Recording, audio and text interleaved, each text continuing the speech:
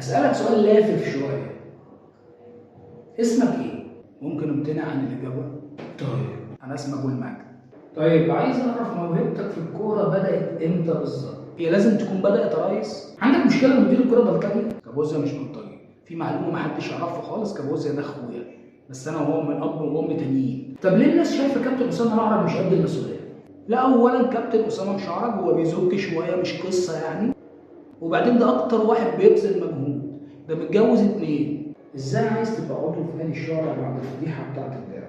يا فين الفضيحه يا ريس؟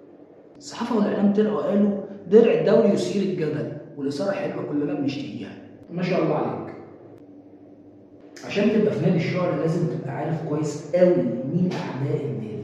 اولا كمال الحرامي عشان حرامي. ثانيا كابتن ابراهيم فايق عشان فايق علينا قوي يا ريس.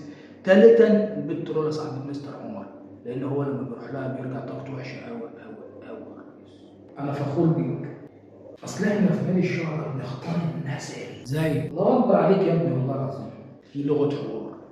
لا ايه اللي يؤهلك انك تبقى معانا في نادي الشعراء؟ ولا اي حاجه. شايف ان نادين كاخصائيه نفسيه ليها دور فعال فعلا في الفريق ولا زي ما الناس بتحكي؟